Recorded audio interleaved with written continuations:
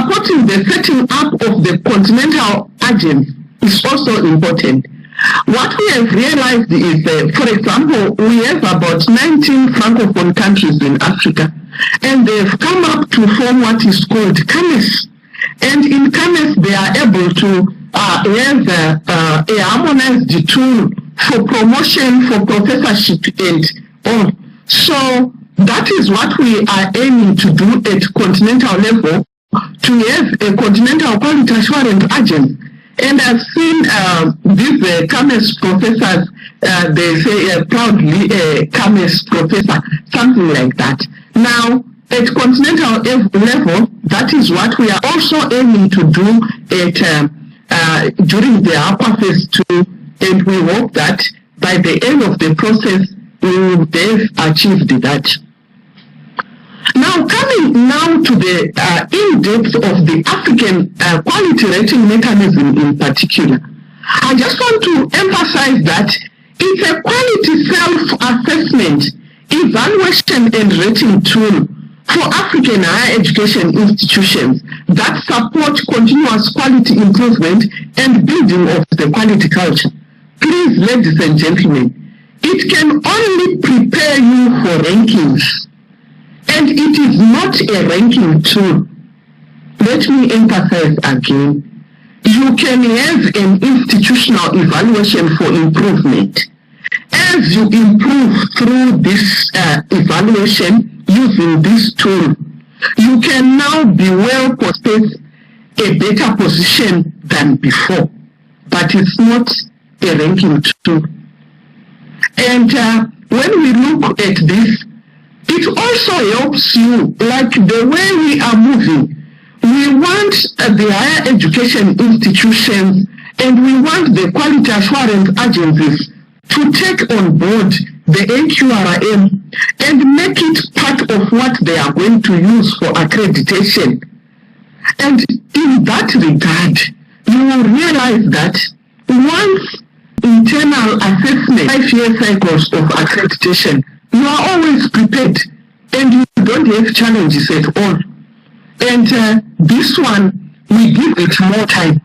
And we give you time to prepare. The experts, we have international experts coming to do site visits, and that will help you a lot to appreciate your shortcomings and also to take on board the recommendations that will. This tool, like I said, was developed by the African Union Commission through extensive dialogue with the African higher education community, including the Association of African Universities. Where is this coming from? We don't know about it. We have never been involved in the process. No, not always. Because of financial constraints, you may not have been involved in the process, but fellow Africans have been involved. At all levels, there are representatives who are picked to make sure that at the end of the day, whatever initiative, whatever tool that is being developed, it's a true representation of our African higher education. So feel comfortable to take on board and have this plea for us to buy in and make use of our truly African tools and initiatives. And this was adopted by the Conference of Ministers of Education of the African Union in 2007. So how can you say your country was not involved? For our ministers to chart the discussions that they do during the African Union Commission Summit, it is those things which they request from the key stakeholders. They request the things that they will take to the African Union from institutions, from national quality assurance agencies, and from any other stakeholder, from the ministries of higher education. And so when they are representing us at continental level, we are part. And our concerns and issues are well covered. The survey again is available on that link, and it's for free. You don't need to pay anything to access it.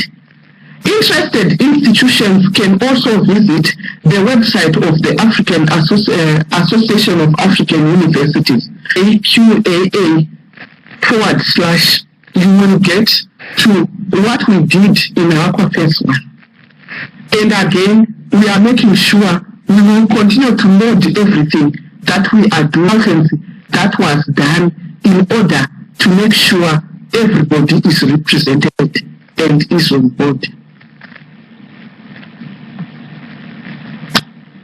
With the AQRM, we want to ensure that the performance of higher education institutions in Africa can also be compared against a set of common agreed criteria, taking into account the local context of higher education.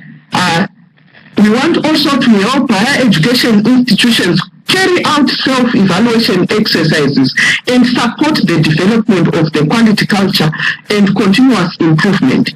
We need together to pave a way for African universities to be locally relevant and globally competitive.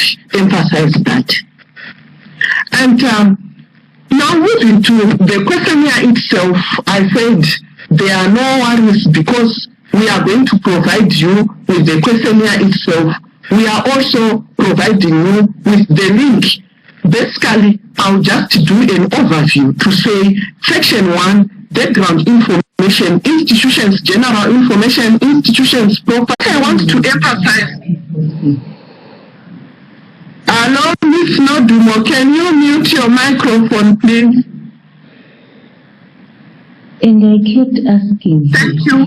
How much time do you need? She wouldn't say.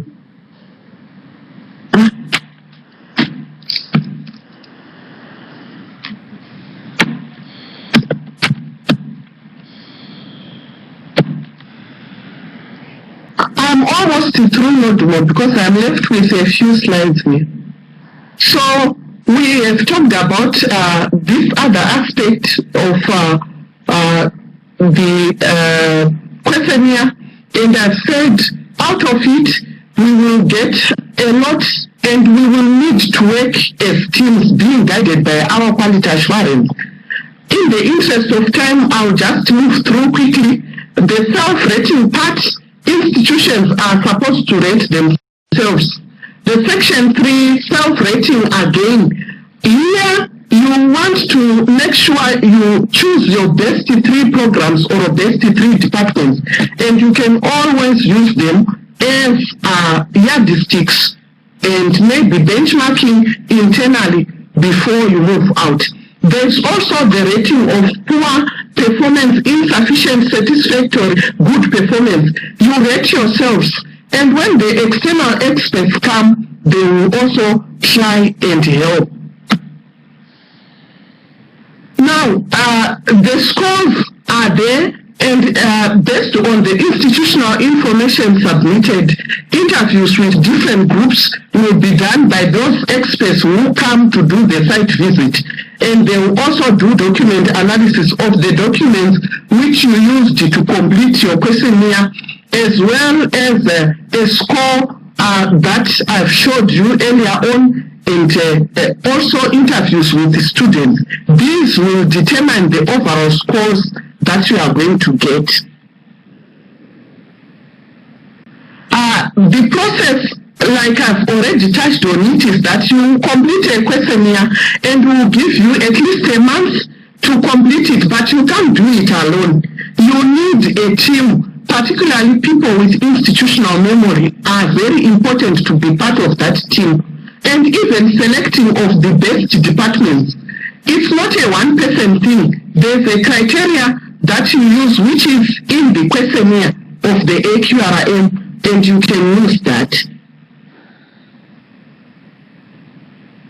So just to say, how do we link up the AQRM with the African Standards and Guidelines? So the African Standards and Guidelines are to be instituted and to be used by institutions. Now, the AQRM is one tool that you can use to check if you are complying with the African Standards and Guidelines. And so that's one key relationship I I want to explain to you. So this is a brief summary of the African standards and guidelines that they've got a part A, part B, part C, like I've said before, and they will look at internal quality assurance, external quality assurance, and quality assurance agencies.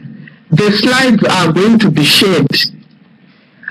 Now, in terms of supporting internal quality assurance, the part A is the one which is most important for universities. It will guide you on the standards which you need to have. The part B will help the quality assurance agencies to come and do the assessments and the accreditation and re-accreditation. And then the part C is the one which is used to check if they are doing well. On this slide, I'm just showing you the institutions which have undergone the first batch of institutions which underwent the AQRM institutional evaluations. This is where we picked the other two institutions. I think in the next few minutes, less than 5 to 10 minutes, I'm just winding off. So you will get the slide and you will see the greater detail of it. So what are the opportunities which are there under AQUA Phase 2? During Phase 2, which I said started in 2019 to 2022, African higher education institutions will have the opportunity to apply for the full AQRM institutional evaluation. And then we are going to have a verification visit. A call is going to be launched by mid-2020. So watch out on the AQUA website and also on the AAU website. Continue to be in touch with us and we will tell you and inform you when the call is out. That would be very good if we have many countries applying, many institutions applying. Institutions will be given a 3 or 4 months period to complete, but because of COVID, we are not sure how it will happen, because sometimes people need to be in the institution to get the. So AAU will be publishing the data on the impact of AQRM on institutional assessments, and that can help other institutions. Even when you go to the other website, which I said aau.org//AQUA, you will see the reports. You can contact me at vmakuku@aau.org. You can also use SecGen to copy us using all those details. And again, for the information, I've given you the AQUA website. I want to thank you all for your time and attention. I hope this has been fruitful to you. I can now safely hand over to Ms. Nodumo Dlamini, and I hope for more information, you can still contact us. Thank you very much. Thank you very much, Dr. Makuku, for a wonderful and elaborate presentation. I would now like to call upon Dr. Rita Makumbi to give her presentation. Because of time, I'm requesting that she doesn't spend more than 9 minutes. Thank you. Thank you.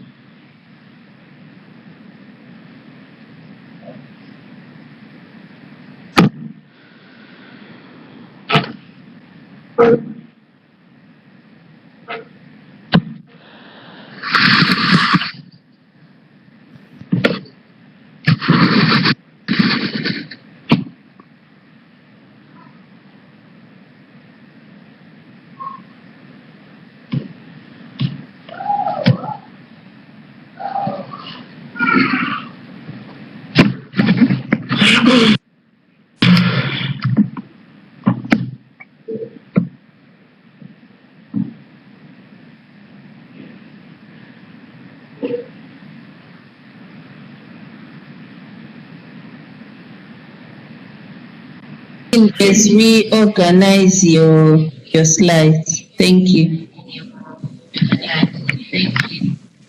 Warm greetings to all of you from Uganda. have already been introduced. In the interest of time, I'll just continue. With our experience as we're undertaking the African Quality Rating Mechanism, I'll be giving you the rationale, the benefits, the way forward as part of our training for the HAQUA 2. I'm from Deja University in Uganda, and I've seen most of my colleagues here. You're most welcome, all the Ugandans and all the East Africans, and all of us all. So the exercise ran from February 2017 to June 2017, and it was coordinated by the Directorate of Quality Assurance of Deja University in conjunction with the Association of African Universities. An overview of what happens in Uganda. The approach to higher education reflects a guided approach led by the Uganda National Council of Higher Education towards self-evaluation and self-improvement for the academia in the country. Higher education institutions should abide by the Higher Education Quality Assurance Framework, which is accessible by all of us. Then higher education institutions have the freedom to further enrich the program, focusing on their mission, vision, the strengths and niches that they have as an institution. So there is that liberty that we embed as we are working on our quality assurance activities. However, this situation can be a blessing and a burden if a strategic way forward is not developed within the, and hence we're able to receive the advertisement on the HAQUA initiative project. We tendered in our interest as guided by the advert. As the norm is, permission was sought and granted for 2 of the staff to attend this workshop in Accra, Ghana. And the other colleague of mine we moved with is the Dean, Faculty of Business and Management at Deja University, Dr. Millie Kwagala. I'll be telling you later on why this is very important. The workshops informed us about the processes, the timelines, and expectations from all of us. And it made things quite easier because we knew what to do. Okay. On returning back to Uganda, a meeting was scheduled with the top management committee to seek a buy-in into the idea of an institutional self-assessment. It took time, but we got positive feedback to run the self-assessments. Trainings were done because they're very fundamental in institutional assessment. Remember, you're involving colleagues who are not directly involved in day-to-day quality assurance mechanisms. So we had to involve the different departments as guided by the questionnaire.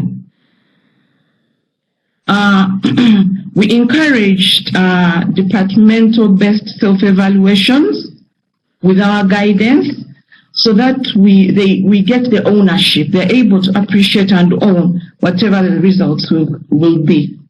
The Directorate of Quality Assurance worked with faculty deans. I've already told you I moved with one of the deans. We worked with directors, for example, for research, the different heads of departments, and most critical, the top management. They needed to be in the know of whatever we were doing at every stage.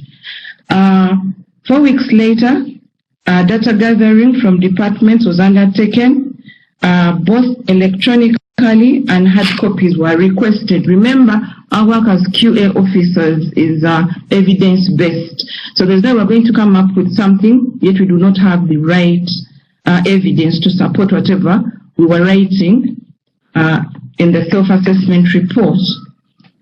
Once this was compiled from the different units, we sent it back to AAU for validation. A month later, a team of experts was sent to the institution. The data filled in the tool was to be corroborated with the documentary evidence and observation by the experts that came in. This was made very easy because as we were working on the tool initially, we kept on collecting data. So when the experts were coming, we didn't have to scatter ourselves all over the place looking for the same data. It was quite easy because we had already done that earlier. They visited the institution and they came, as I've already mentioned, to validate the contents of the questionnaire vis-a-vis what we have on ground. We had elements that included governance and management, infrastructure, finances, the teaching and learning aspects. It gave us research, publications, and innovation aspects. And most importantly, it had societal engagement.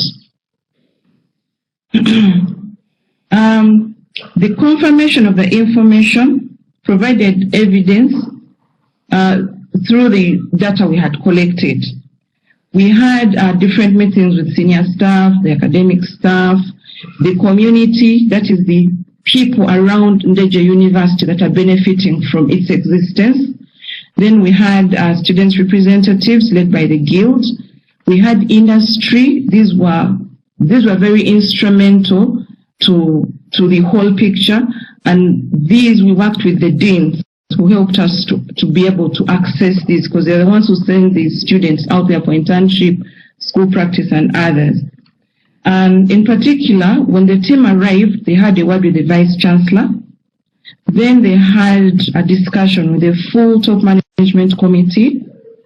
Then they had discussions with the academic staff. Allow me to mention at this stage, the remaining stakeholders, we were not allowed to stay in. We were requested to move out. And that's what we did. We went out, and I think it allowed more freedom for them to express themselves without us being there maybe to bias the answers. And I think that is a practice that all of us should continue once we get engaged in this kind of exercises.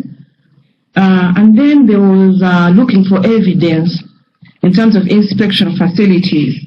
The team went to the library, and in the library they actually went and also verified the e-resources. They had an expert in that particular area. They looked at the computer laboratories, they visited our lecture halls and the offices of our staff. Then they went through some of the student support services.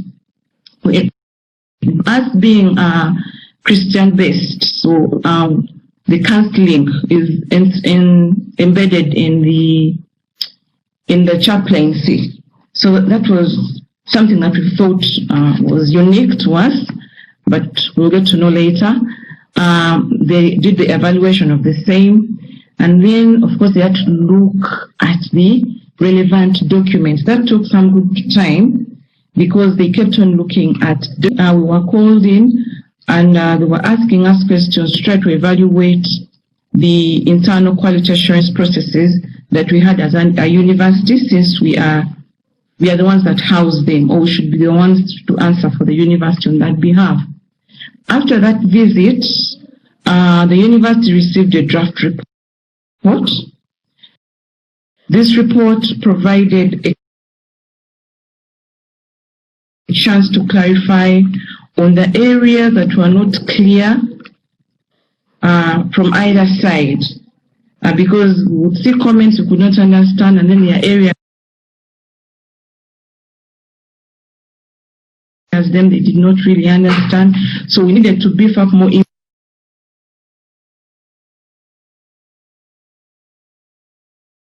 information to clarify whatever we're coming up with. Because when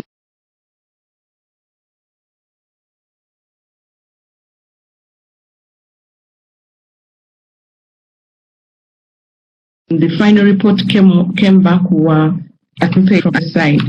And retrospectively, Ndeje University and back from the department was relayed back to the AAU experts. Again, it was part of ensuring that we are on the same page, because there's no way we could answer everything, yet there are experts in those particular came back. and the institution was rated as good quality, which we felt gave us a very good strategic direction for the future. Having said that, we learned a number of lessons. I'll just give you briefly what we came up with. The input of stakeholders gave a bearing for the quality assurance work we do in the university, and it was appreciated by the different departments that were involved. Allow me to mention that the presence of an equipped computer lab was a plus for us, and we're very excited that it came out very well. However, the experts mentioned the need to match with the student ratios and be done urgently. And then in order to produce more employable graduates, there was need to add more assessment methods on top of the other methods that we had in assessing our students, especially the summative, which we only had the examinations. Then to improve the mobility of students and staff came out strongly. Then we were encouraged to create an online done already. And we thank this particular initiative for guiding us in that particular area. Then we were guided to utilize existing involvements that we have with external associations, for example, the RU Forum, the AAU, among others, to increase exchange opportunities for both our staff and our students, and this is ongoing. What are the benefits of this particular initiative? It acted as an eye-opener and a wake-up call on some areas that were still lagging behind in the university. For example, the implementation of a robust staff development plan to understand the advantages that accrue from a robust quality service system. The first presenter talked about improving the quality culture in the institution. And although the AQRM was not a ranking mechanism, it helped our university to strive for the best in implementing the recommendations mentioned earlier. Through this exercise, experience was gained on how to candidly carry out a self-institutional assessment. Thank you so much for listening in. I hand over to Ms. Nadumo. Thank you very much, Dr. Rita Makumbi. We now call upon Mrs. Abigail Zama Anderson. And as she set up, I'll just make mention 2 or so questions that have come up from the Q&A panel. Answer Prisa Kariu. She says, what efforts are the African Union Commission and AAU making in order to roll out and enforce the ASG across the continent, African standards and guidelines to the same extent that their equivalent standards, their equivalent ESG have in Europe? I think this is one of the efforts that we are doing by hosting this webinar, and also under the HAQUA Phase 2 project. It's one of the key activities that we want to be engaged in. Then there was also a comment from Dr. Beatrice Njenga, who said that she agrees that involving the regional universities councils will lead to great improvement, and she hopes that it will help in advocating for internal quality assurance in our universities. Kwesi, can you set up Mrs. Abigail Zama Anderson? I hope her slides are ready. Yes, everything is set. Okay, you are most welcome, Abigail. I'll give you 7 minutes. Thank you. Thank you, Nodumo, and good afternoon to everyone. It's a privilege to be here to share our experience with all of you. Abigail, we can hardly hear you. I don't know if the audience can hear you. I am requesting if you could speak closer to your microphone, please. Thank you. Yes, I am. Is it better? It's not very good, so try and speak up. Yes, thank you. As she organizes her sound, there was also a question from Professor Atta Diallo Hortense, and the question was, what strategies have been or are being put in place to get more institutions involved, especially Francophone and Lusophone institutions? And I'll request Dr. Makuku and the team to take note of this question and be able to respond to it. Can we try again, Abigail? Yes. Is it better now? Yes, do try to speak up. Thank you. All right. I'm here to share with you the Kwame Nkrumah University of Science and Technology experience with the AQRM.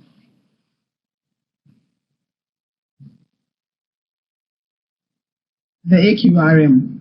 And so with this outline, well, let me just state that, as you may see, I am Abigail Jama Anderson, and an assistant registrar with the Quality Assurance and Planning Unit of the Kwame Nkrumah University of Science and Technology. And in this outline, I'll go through the introduction, the process we went through, methodology, benefits we had, the challenges we faced, and then the way forward. And with the introduction, as Dr. Maku's KNUST was choosing to undertake this AQRM in 2017. The process actually started in April 2017, and the team visited in June.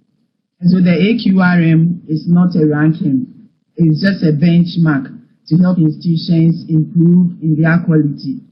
And it's actually a self-rating mechanism. And so it helps you to self-evaluate yourself without thinking of ranking or any other thing. And so it's a self-assessment instrument for institutions. And the process we went through was, the institution had to complete the AQRM form, which was online. We had to complete that form, and then we were supposed to submit our best program for evaluation. But then the committee that was set up, we decided to go for 3 programs, and then out of it, select the best one, to put our best foot forward. And we were to submit an institutional level development to the team, and then we were to prepare and receive the experts from AAU to visit the institution. So that was the process.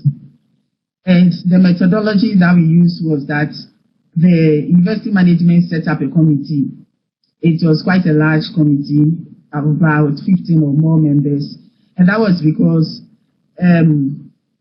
information or data were to be collected from all sections of the university. And so membership of the committee included representatives from the 6 colleges that we had, and then we had the Institute of Distant Learning.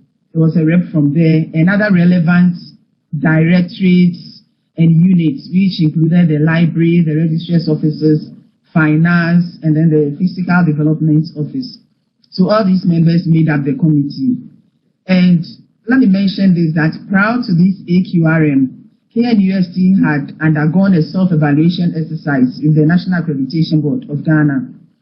And so with the AQRM, there were some of the information that was required that we had already gathered.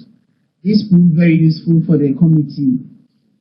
For instance, information on governance and then management and other teaching and learning issues, we already gathered some of the data. And so it proved useful in completing our online or our questionnaire.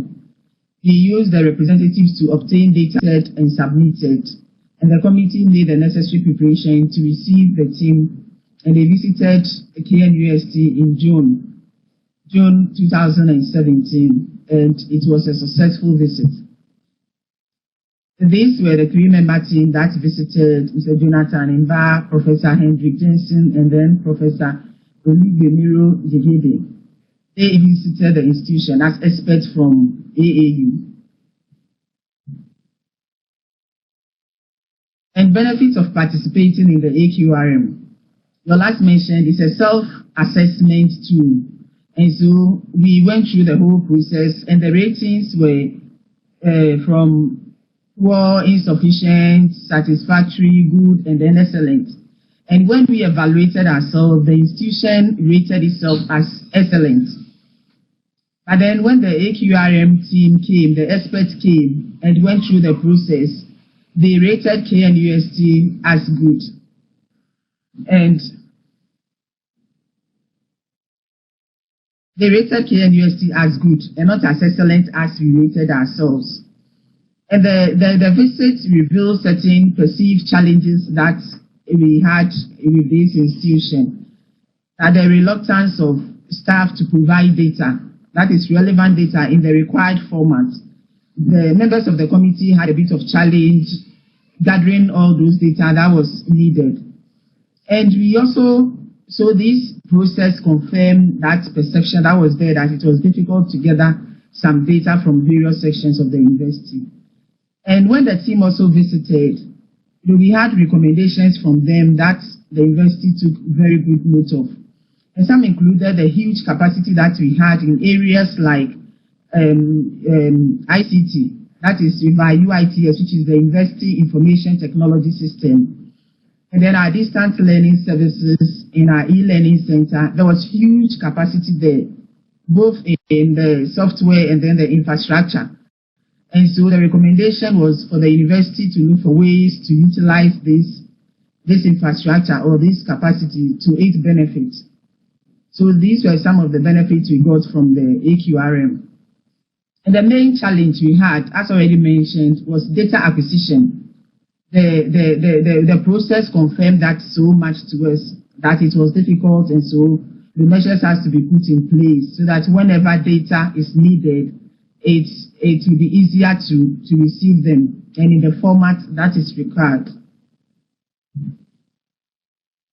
The way for the experts made to us, and for instance, currently we see that with the pandemic, the distance learning platform and then the e-learning center and the information and technology system are all doing very well because the university is utilizing it to the full to continue to provide education to our stakeholders, which is the students. And so the university is working on improving in other areas.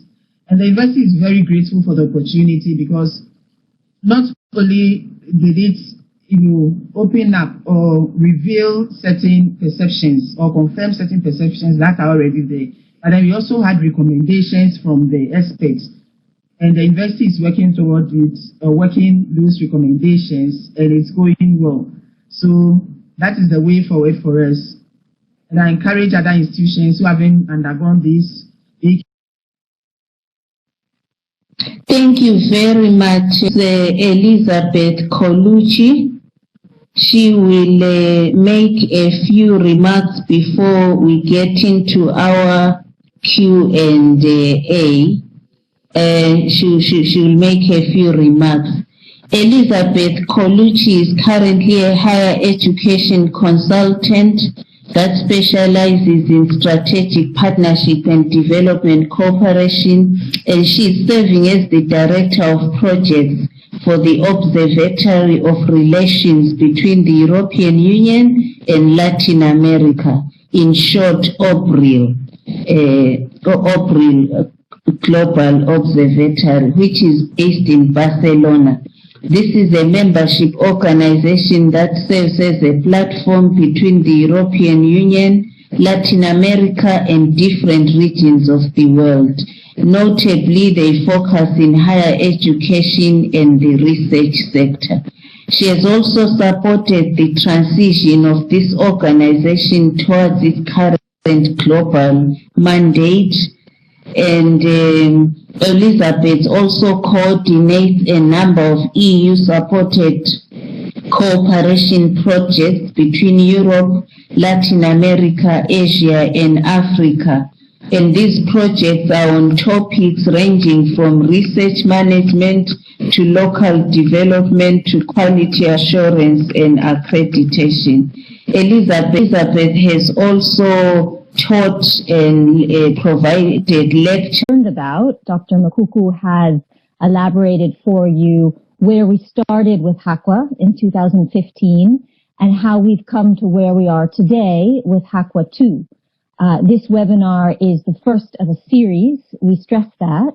We will be doing webinars on punctual issues related to various aspects of the HAQUA 2 adherence and accreditation framework, of which the AQRM, which you have just learned about, is a part.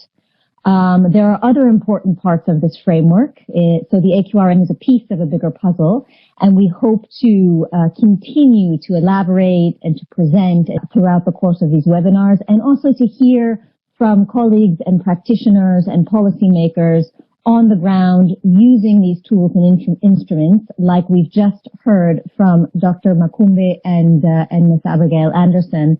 And I thank them both for their presentations and for all the time and effort that they put in to receiving a verification visit for the AQRM, which is not an easy task and not a light task. It requires mobilizing many people in the university, in some instances fighting against some resistance. But I think their presentations demonstrate how useful this instrument can be in generating a better understanding about quality and quality culture and the importance of data in your own universities. So just HAQUA 2 is taking off, and we look forward to seeing you in future webinars and hopefully in future events when we all manage to travel again, which we hope will be in the near future. We shall see. But in the meantime, we stay connected and we offer you this opportunity. And I would like to stress again that this is May, the 28th of May, in French, so that we can, I know we don't have much, but maybe we could answer a few. So thank you very much, and I turn it back to you, Nodomo. Thank you very, very much, Elizabeth. We appreciate you. I will share these questions. The question that came from Professor Hortense Atta Diallo will be answered by Dr. Makuku. What strategies are we putting in place to involve Francophone and Lusophone? And then I will also ask Professor Mba, Jonathan Mba from AAU, to assist and respond to a question which has been asked by Dr. Petolo Modieha, African region, and the fact that the Southern African Quality Assurance Network seems not to be strong enough. So the question is, how can you assist the Southern Africa? Whether as AAU we are involving private universities in the quality assurance process, and I will ask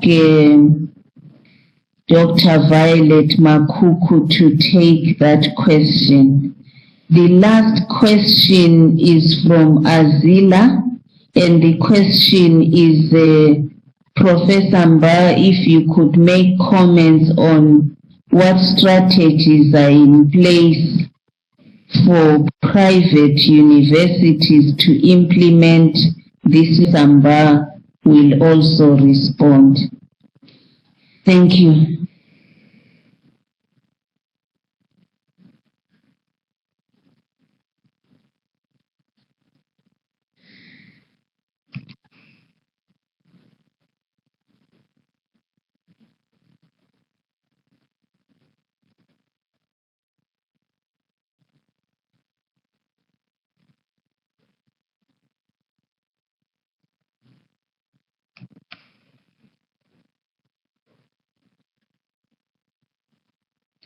Dr. Makuku, are you coming on? Okay, thank you. But I think the sound is not coming out. If you could unmute yourself. So can you switch on your microphone?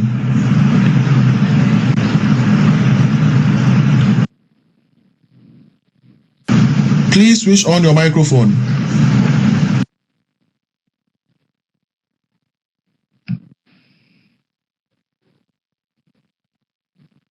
Okay, Professor Mba, are you ready? Kwesi, can we check on Professor Mba and Yes, assist I've made him? Professor Mba a presenter now, so he can also equally switch on his microphone and make his submission. Are you on?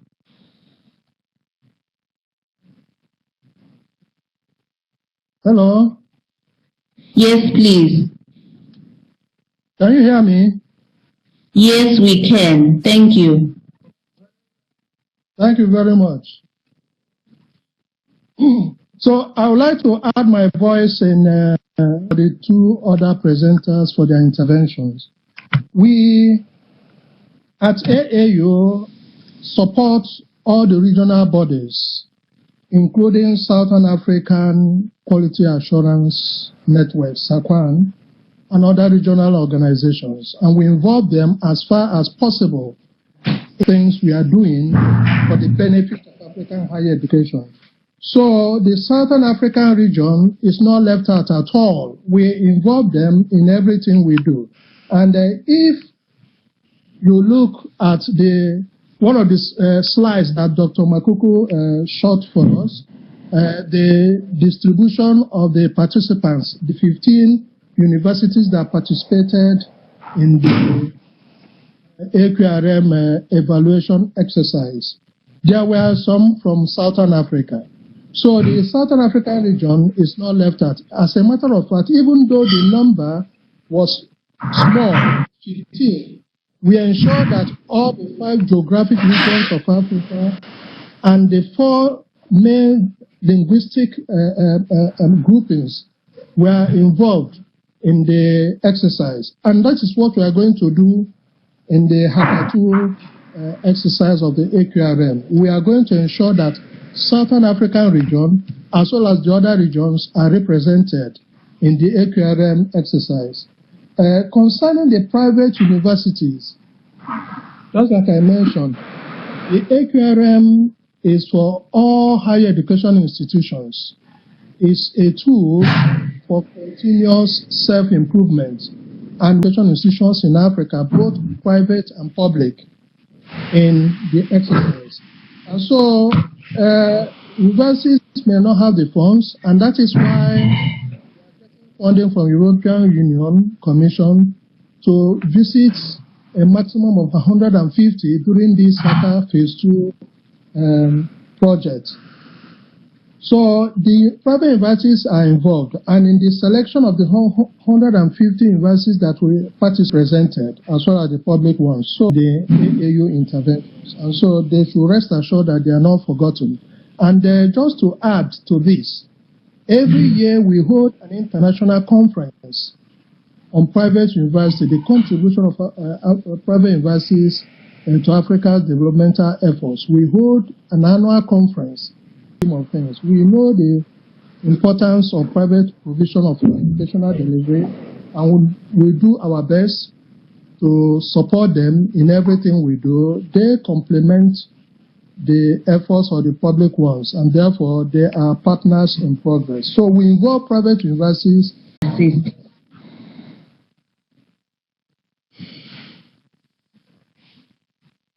There was another question, the last question, which came from Dr. Jeffrey Mukora, and he says that in the AQRM, African Quality Rating Mechanism is really made based on mathematical calculations and not through consensus. So he's asking, what is our take on this. Dr. Makuku, are you able now to respond? I'm going to make Schneider's machine the presenter so Dr. Makuku can present from Schneider's laptop. So give us a minute, please. Okay. Questions, but I would ask Prof. Mba to respond to the question from Dr. Jeffrey Mukora. Professor Mba, did you get the question? Yes, I did. Can I answer? Yes, please, if you could respond to it. We just have 2 minutes left, so if you could be brief. Okay, thank you very much. Dr. Jeffrey, what happened is that the AQRM is not a ranking instrument. It's a rating one, and it is based on a set of agreed criteria respect to it. And that is why we put the numbers there. So rate from 0 to 4. And so it's not actually, we may call it a rate, then take the average and then see whether the average conforms to a particular, or trying to quantify what you are going to do. And that is why we're coming. So there is this assessment of how you have fared in terms of your right to play. Thank you, Prof. Mba. Dr. Makuku, are you ready?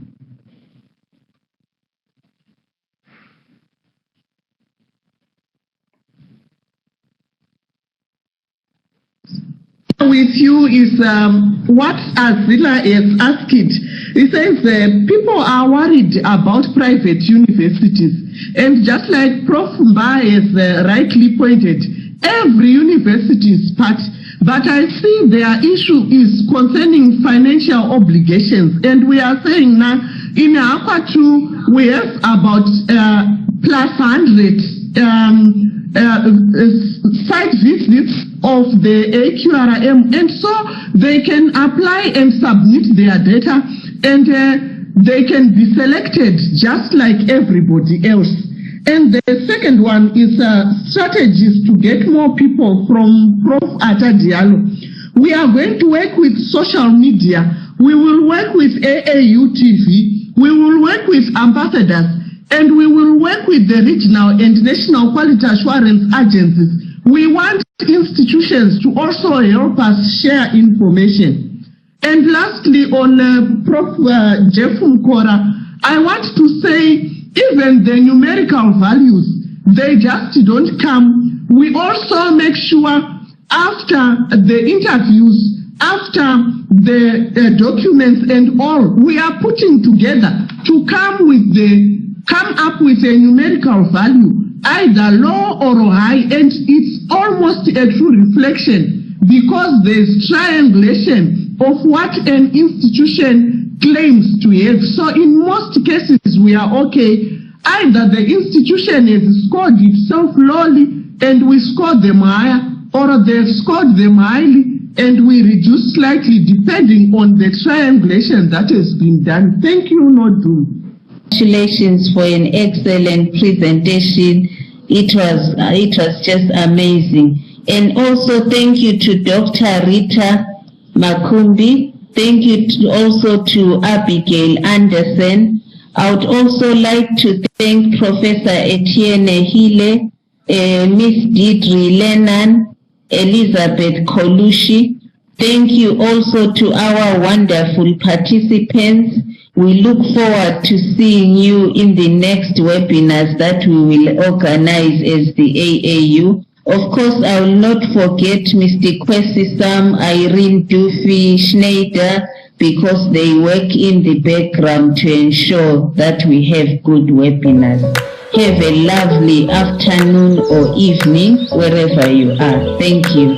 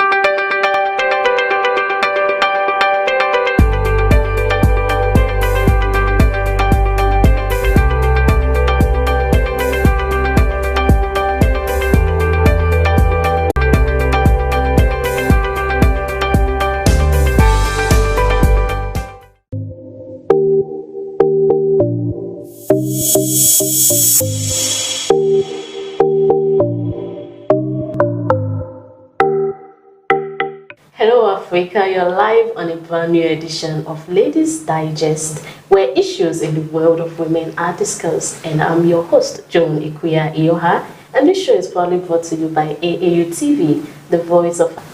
In our previous episode, we started our discussion on uterine fibroids, and we introduced uterine fibroids, we talked about the causes, and we talked about the symptoms. So on this episode, we'll be looking at the forms of treatment. Remember to join the conversation, drop your comments, drop your questions on YouTube pages, and our Instagram handle at Ladies Digest. Do stick with us, we'll be right back. Dr. Udell Tego is a female organs, again, primarily the uterus, but also the ovaries. I would feel in the area of the ovaries just to make sure that there's nothing else. Frequently, a pelvic scan would be indicated. In general, the most common symptoms of fibroids tend to be abnormal or irregular bleeding, pain, and the bulk symptoms like we described earlier. So in doing the pelvic ultrasound or the pelvic sonogram, it uses ultrasound waves to get an image of the uterus, the ovaries, the fallopian tubes, and it will look to assess, number one, are there fibroids present, but also make sure that there's nothing else in the pelvis that could be causing the symptoms. There could be signs of an ovarian, which are completely separate from fibroids, cysts like that. Also would do other investigations to see if the symptoms are due to other causes. Sometimes pelvic pain can be caused by infection.